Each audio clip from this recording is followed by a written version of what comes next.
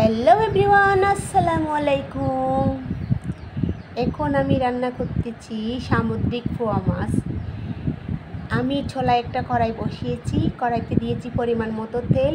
তেল যখন গরম হয়ে আসছে আমি দিয়ে দিলাম একটু লবণ, যাতে তেলটা না ছিটে যাতে গায়ে না আসে। এরপরে আমি দিব পেঁয়াজ রসুনের পেস্ট দিয়ে আমি ভালো করে ভেজে নিব। ভাজা হয়ে আসলে আমি বাকি মশলাগুলো অ্যাড করব। ধনিয়ার গুঁড়া, জিরার গুঁড়া আর হলুদের গুঁড়া দিয়ে আমি একটু ভেজে নিব। ভাজা হয়ে আসলে আমি একটু পানি অ্যাড করব যাতে মশলাটা পুড়ে না যায়, কারণ তরকারি মশলা পুড়ে গেলে স্বাদটা ভালো আসে না। আমি দিয়ে দিব সামান্য একটু পানি দিয়ে আমি আরেকটু ভালো করে কষিয়ে নিব। এমনভাবে কষাবো যাতে মশলা থেকে তেলটা ছেড়ে দেয়। এখন আমি অ্যাড করব কাঁচামরিচ বাটা, কাঁচা লঙ্কা দিয়ে আমি এই রান্নাটা করব।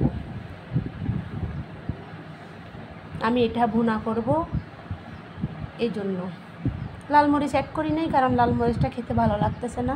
মন চাচ্ছে কাঁচামরিচ দিয়ে রান্না করে খাবো, তাই আমি কাঁচামরিচ দিয়ে রান্না করতেছি।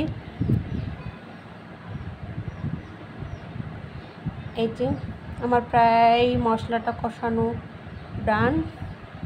এখন আমি অ্যাড করব মাছ,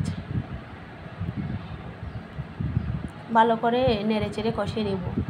দিব মাছ।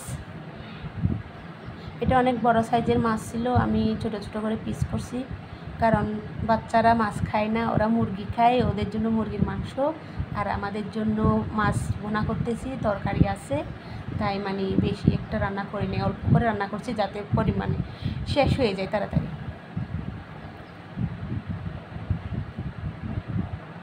আমি ঢাকনা দিয়ে আর একটু ভালো করে কষিয়ে নিব। এই যে আলহামদুলিল্লাহ আমার প্রায় ডান রান্না। ভালো লাগলে লাইক কমেন্ট শেয়ার করবেন। আল্লাহ হাফেজ, আসসালামু আলাইকুম, টাটা, বাই বাই।